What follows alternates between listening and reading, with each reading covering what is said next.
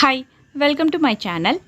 நிறைய சிஸ்டர்ஸ் செய்யக்கூடிய ஒரே தவறான விஷயம் என்ன அப்படின்னு பார்த்தீங்கன்னா, எந்த ஒரு வீடியோவாக இருந்தாலும் ஸ்கிப் பண்ணி பார்க்குறதுனால தான் நிறைய விஷயங்களை அவங்க மிஸ் பண்ணிடுறாங்க.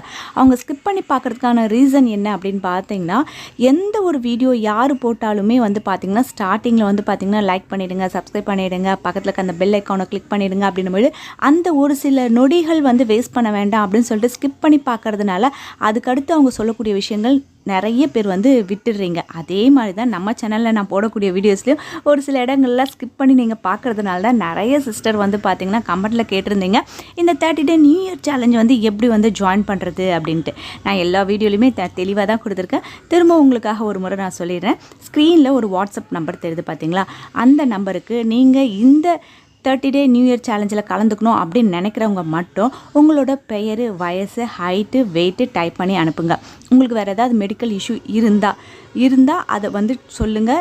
டேப்லெட் எதுக்காவது எடுத்துக்கிறீங்கன்னா அதையும் சொல்லுங்கள். இல்லை அப்படின்னா எனக்கு எந்த ஒரு ஹெல்த் இஷ்யூவும் இல்லை அப்படின்றத டீட்டெயிலாக சொல்லிவிடுங்க. இந்த சேலஞ்ச் பார்த்திங்கன்னா ஃப்ரீ தான். இந்த 30 டேஸும் உங்களோட நேமை ரெஜிஸ்டர் பண்ணுறதுக்கு மட்டும் பே பண்ணணும்.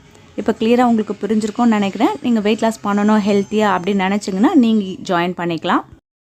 ஒரு சில சிஸ்டர்ஸ் என்கிட்ட கேட்கக்கூடிய கேள்வி கமெண்ட்டில் ஆகட்டும், வாட்ஸ்அப்பில் சொல்லும்பொழுது, மெசேஜில் கேட்கும்பொழுது கூட, நான் நிறைய இடங்களில் வெயிட் லாஸ் சேலஞ்சில் ஜாயின் பண்ணியிருக்கேன்.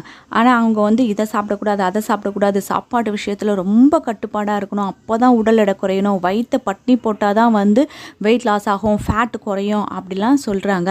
ஆனால் உங்கள் வீடியோவில் நீங்கள் பார்த்தீங்கன்னா, நீங்கள் சாப்பிட்ற ஃபுட்டாக இருந்தாலும் சரி, இல்லை மற்றவங்களுக்கு நீங்கள் சஜஸ்ட் பண்ணுறதாக இருந்தாலும் திருப்தியாக சாப்பிடுங்க. முக்கியமாக பார்த்தீங்கன்னா சிக்கன் 65 எடுத்துக்கோங்க, வடை எடுத்துக்கோங்க, பஜ்ஜி எடுத்துக்கோங்க, போண்டா எடுத்துக்கோங்க அப்படிலாம் சொல்கிறீங்க. இப்படிலாம் சாப்பிட்டா எப்படி சிஸ்டர் வெயிட் குறையும்? உண்மையாலுமே உங்களுக்கு வெயிட் குறைஞ்சதா அப்படின்லாம் நிறைய பேர் கேட்டிருந்தீங்க. அதனால தான் நிறைய பேர் பார்த்தீங்கன்னா இவ்வளோ ஈஸியாக இருந்துச்சு அப்படின்னா நம்ம இதிலேயே கூட நம்ம ஜாயின் பண்ணலாமேன்னு சொல்லிட்டு தான் நிறைய பேர் ஜாயின் பண்ணி அவங்களோட வெயிட் லாஸாக பண்ணிகிட்ருக்காங்க.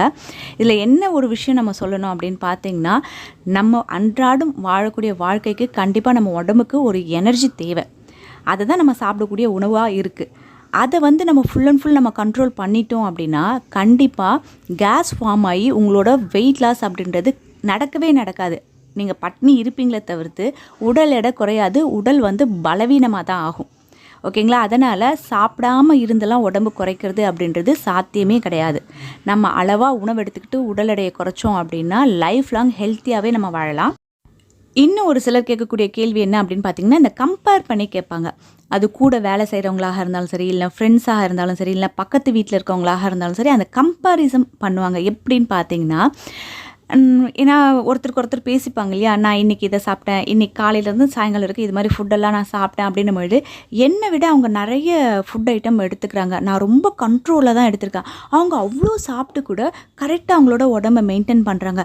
நான் பார்த்து உடம்பு ஏறிட போகுதுன்னு சொல்லிட்டு அரை இட்லி, ஒரு இட்லி இப்படி தான் நான் சாப்பிட்றேன். அப்படி இருந்தே எனக்கு உடல் பருமன் அதிகமாகுதை தவிர்த்து குறைய மாட்டேங்குது.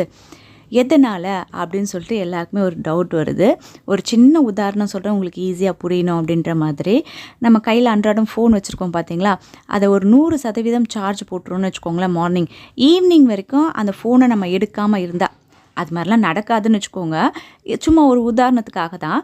காலையிலேருந்து ஈவினிங் வரைக்கும் அந்த ஃபோனை நம்ம உபயோகப்படுத்தாமல் இருந்தோம் அப்படின்னு பார்த்தீங்கன்னா, அந்த 100%லேருந்து ஒரு 2-3% தான் சார்ஜ் கம்மியாக இருக்கும். மற்றபடி ஃபுல் சார்ஜ் அப்படியே இருக்கும். ஆனால் அந்த ஃபோனை காலையில் நீங்கள் 100% சார்ஜ் போட்டு ஃபுல்லாக வீடியோ பார்க்குறது, மெசேஜ் பண்ணுறது, வாட்ஸ்அப்பில் சேட் பண்ணுறது அப்படின்னு இருந்தீங்க அப்படின்னா 1 மணி நேரம் 2 மணி நேரத்துலேயே அந்த சார்ஜ் கம்மியாகிடும். திரும்ப நீங்கள் சார்ஜ் போடுற மாதிரி தான் இருக்கும் இல்லையா? இது ஈஸியாக நம்ம எல்லாருக்கும் புரியணுன்றதுக்காக தான் நான் சொல்ல வரேன்.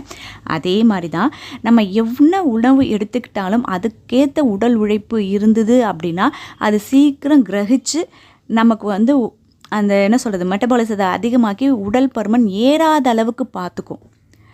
நம்ம சாப்பிட்டுக்கிட்டே இருந்து உக்காண்ட இடத்துலையே டிவி பார்க்குறதோ ஃபோன் பார்க்குறதோ நம்ம இருந்தோம் அப்படின்னா நம்ம உள்ளே போகக்கூடிய அந்த உணவுப் பொருள் செரிமானம் ஆகாமல் உடல் உழைப்பே இல்லாமல் இருக்கிறதுனால அது அப்படியே உடம்புல ஃபேட்டாக தங்கி நம்மளோட உடல் பருமனை அதிகமாக்குது. அதனால் சாப்பிடாமல் இருக்கக்கூடாது, கண்டிப்பாக சாப்பிடணும். அதுக்கேற்ற மாதிரி உடல் உழைப்பு இல்லைன்னா கூட உடற்பயிற்சி அப்படின்றத கொண்டு வந்தோம் அப்படின்னா கண்டிப்பாக உடல் பருமன் அதிகமாகிறது வரவே வராது.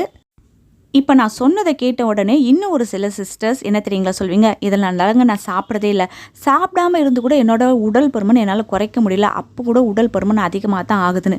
கண்டிப்பாக ஆக தான் செய்யும். ஒன்று சாப்பிட்டா நல்லா ஹெவியாக சாப்பிட்டு எந்த வேலையும் செய்யாமல் இருக்கிறது, இல்லைன்னா சாப்பிடாம இருந்து உடல் பருமன் அதிகமாக்கிறது. நீங்கள் அதிகமாக சாப்பிட்டாலும் உடல் பருமன் ஏறும், சாப்பிடாம பட்னி இருந்தாலும் உங்களோட உடல் பருமன் ஏறும். அளவாக ஆரோக்கியமாக சாப்பிட்டீங்கன்னா தான் நீங்கள் உடற்பயிற்சி கம்மியாக செஞ்சால் கூட உடல் பருமன் ஏறாத அளவுக்கு அழகாக மெயின்டைன் பண்ண முடியும். அந்த விஷயத்தை நீங்கள் தெளிவாக புரிஞ்சுக்கிட்டீங்க அப்படின்னா இந்த வெயிட் லாஸ் அப்படின்னு சொல்லிட்டு வரக்கூடிய விஷயங்களை நீங்கள் ஈஸியாக வந்து கடந்து போக முடியும். இன்றைக்கி இந்த வீடியோவில் நான் சொன்ன விஷயம் உங்களுக்கு ஈஸியாக புரிஞ்சிருக்கும் அப்படின்னு நினைக்கிறேன். உங்களுக்கு பிடிச்சிருந்ததுன்னா ஒரு லைக் பண்ணிவிடுங்க, உங்கள் ஃப்ரெண்ட்ஸோட ஷேர் பண்ணுங்கள். இது வரைக்கும் நீங்கள் சப்ஸ்கிரைப் பண்ணாத விவசாயம் இருந்தீங்கன்னா சப்ஸ்கிரைப் பண்ணி பக்கத்தில் அந்த பெல் ஐக்கானும் கிளிக் பண்ணிங்கன்னா ஃப்யூச்சரில் நான் போடக்கூடிய எல்லா வீடியோஸோட நோட்டிஃபிகேஷனும் உடனுக்குடனே கிடைக்கும். தேங்க்யூ.